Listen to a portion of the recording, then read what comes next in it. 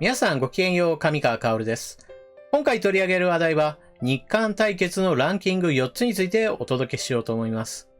世界では様々なランキングが発表されています。何々の指標を見てみると、どの順位にどの国が入っているかといったものが発表されているわけですが、今回はその中においても、日本とあちらの国が絡んでいるものについて4つをお届けしようと思います。ただしその対決というものは、一方的に日本が強いられているものです。決して日本の側から、このランキング、あちらの国との比較はどうかなといったものではありません。そういったことも踏まえて、どのようなランキングで日韓対決が行われているのかといったことをまずはお聞きください。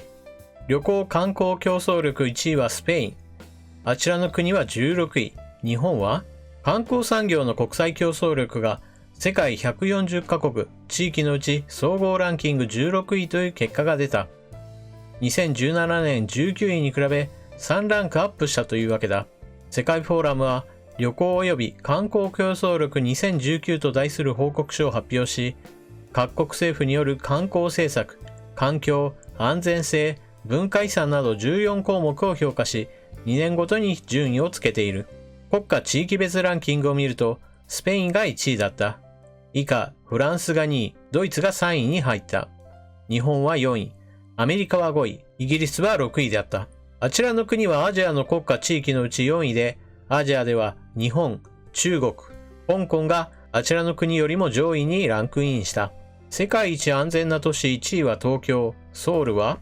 イギリス紙エコノミストが世界各国の都市の安全性に関する報告書を発表。同報告書では60都市を対象にサイバーセキュリティ、医療、健康環境の安全性、インフラの安全性、個人の安全性の4部門を評価している。では、世界で安全な都市トップ10を見てみよう。2019年世界で最も安全な都市ランキングでは、東京が平均92点で、2015年、2017年に続き1位となった。以下、シンガポールが2位、大阪が3位に入った。ソウルはデンマークのコペンハーゲンと並んで、平均 87.4 点を獲得し、8位だった。ソウルは前回の報告書2017年に比べ順位が6ランクアップした。一方、アメリカのワシントンは前回の報告書の23位から今年は7位に急上昇し、9位だった香港は今年20位に落ちた。世界で最も住みやすい国1位はノルウェー。あちらの国は23位。日本はあちらの国が世界149カ国、地域のうち23番目に住みやすい国に選ばれた。デロイト・アンジン会計法人によると、アメリカの非営利団体である社会発展調査機構が発表した社会発展指数2019で、あちらの国は総合スコア 85.61 点を獲得し、23位に入った。SPI は持続可能な発展のために国際連合が設定した17の目標に基づき、各国地域の状況を評価し、生活の質を調査する。あちらの国は栄養、基本的な医療支援、水、衛生、住居、個人の安全などを含む人間の基本的欲求部門では 96.87 点で7位に入った。一方、空気の質や水質を評価する環境の質部門では 61.02 点、92位で、前年に比べ順位が40ランクもダウンした。今年最も住みやすい国に選ばれたのは 90.95 点を得たノルウェーだった。ノルウェーは前年に続き2年連続で1位となった。以下、デンマーク、スイス、フィンランド、スウェーデンがトップ5にランクイン。その他にもアイスランド、ニュージーランド、ドイツ、カナダなどが上位に入った。一方、アジアでは日本が10位、あちらの国が23位、中国が89位だった。世界一食料品価格が高いのはチューリッヒ。ソウル6位、東京は世界の主要都市のうち、ソウルの食料品の価格が6番目に高いことが分かった。都市国家比較統計サイトによると、ソウルの食料品の価格指数は 105.01。これはアメリカ・ニューヨークの物価を基準としたとき、ソウルの食料品の価格がニューヨークに比べ 5.01 ポイント高いということだ。食料品の価格指数は、利用者が直接入力した肉類や野菜、果物などの市場小売価格指標を元に算出したもの。ソウルより食料品の価格が高い都市はスイスの都市が占めた。チューリッヒが 130.18 で1位となり、以下バーゼル、ローザンヌ、ジュネーブ、ベルンの順で後に続いた。主な都市ではアメリカ・ホノルルが 92.59 で9位、アメリカ・ワシントンが 92.37 で10位、日本・東京が 87.72 で15位となり、ソウルに比べ食料品の価格が低いという結果が出た。それでは個別のランキングについて少しだけ振り返ってみましょう。まずは2019年世界の観光産業競争力ランキングの1位については、スペイン、そしてフランスと続いています。この辺りはヨーロッパの古くからある歴史遺産がたくさんあるために、世界中から観光客が押し寄せる国です。こうした中にあって4位の日本というのはちょっと意外でした。日本ではまだまだ多言語化対応というものが遅れており、そうした意味においては、観光産業力というのは評価されてはいないのではないかというふうに考えていました。しかしこのようにして高く評価される理由としては、やはり安全安心な国であり、そして質の高いサービスが受けられる国であり、その上に歴史遺産なども非常に多いといったところが評価されたのでしょう。次に世界一安全な都市ランキングについても見ていきましょう。ここでもやはり東京が1位になっています。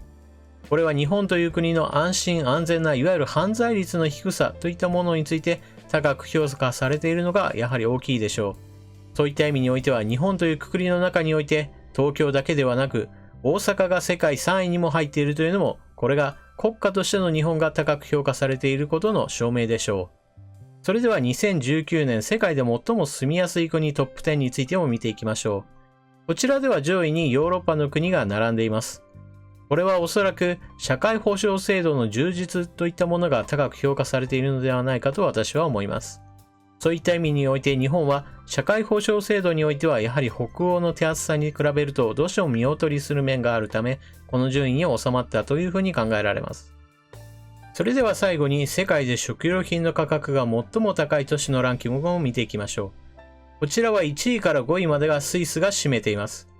スイスは物価の高い国としても有名で、それが影響しているのでしょう。ただしスイスの場合は、平均所得もこれに合わせて非常に高い国として有名であり、そのため食料品価格が高くても、それが普通の光景だとも言えるでしょう。そういった意味において、ソウルの6位というのは非常に厳しいものがあります。日本よりも所得の少ないような国ですから、食料品の価格が非常に高いというのは目立っています。一方で日本はデフレの進行している影響で食料品価格は低い順位になっています。消費者にとっては嬉しいことではある反面、いわゆるビジネス上においてはなかなかこのデフレから脱却できていない日本という姿が見えてきます。今回取り上げたデータ4つについて言えば、まず日本という国が高く評価されているもしくは評価されている理由のわかるランキングでした。例えば日本という国は安心安全な国として世界中で有名です。例えば水道水がそのまま飲める国であったり、夜中で歩いても他の国に比べればはるかに安全であったり、犯罪の発生率なども他の国に比べれば低いといった事情があります。もちろん日本の中だけで見ると、報道においては凶悪犯罪が起きたということになれば、それはまさにそのニュース一色になり、最近はひどいニュースも増えたもんだねというような印象を持つ方もいるかもしれません。しかし世界水準で見た場合は、日本は他の国と比べればはるかに犯罪が少ない国であり、そして安心で安全な国でもあります。医療においても同じようなことが言え、医者に賄賂を渡さなくても診療が受けられる国ですし、順番待ちをするためにダフ屋に値段交渉などをする必要もありません。また街中を歩いていて警察に賄賂を要求されるといったこともほぼないでしょう。そういった意味においてこれらのランキングで日本が上位につけているというのもある程度納得できる話でした。ただこの4つのデータを見て皆さん少し違和感がなかったでしょうか。それはあちらの国の記事4つなわけですが、それらの記事4つすべてがさて日本との比較はどうだろうかという形で話が結ばれていることです。こういった世界ランキングなどを見た場合、日本の中における報道というものは必ず2つのことを取り上げています。それは世界の中において日本が今何位なんだろうかということがまず第1点。そして過去の日本と比べて現在の順位は下がったのか上がったのかといったところです。そうやって過去の日本と比べて良くなったのか悪くなったのか、そして上位との比較をすることによって、今日本に何が不足しているのか、今日本がどのようなことで評価されているのかといったことが日本の国内においては記事になります。しかし、あちらの国においてはそういったものはまずは横に置いといて、よし、順位が上がったなとなれば、日本との差はどれだけ縮まったのか、そしていつかは追い越してやれないものかといったことが伺えるような記事になっています。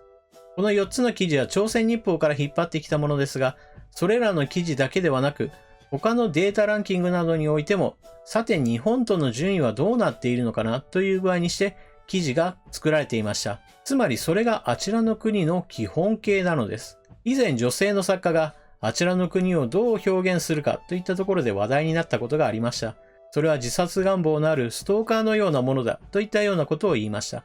今の発言というものはかなり原文からは遠いものですが、これをもっとどぎつくストレートに言ったような表現がされることがありました。しかしこのようにしてあちらの国では日本と常に見ているといったところを感じると少し背筋の寒くなる思いがあります。別に日本と比べるようなランキングではありません。例えば観光業について自分の国が力を入れているか入れていないのかといったところが一番大事であり、わざわざ日本と比べる必要というものは全くありません。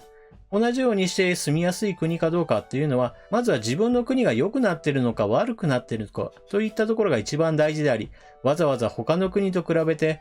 自分の国はあそこの国よりも良くないんだっていう考え方をする必要もやっぱりないのです。こういう記事を何本か見ていると、あちらの国はそういうふうにして考えてこちらを見ているのかと思うと、ちょっと怖いものがあります。皆さんはどう思われたでしょうか？それでは動画を最後までご視聴いただきありがとうございました。チャンネル登録していない方はぜひともチャンネル登録していってください。動画への高評価、また SNS への拡散なども大歓迎です。それでは次回の動画でまたお目にかかりましょう。またね。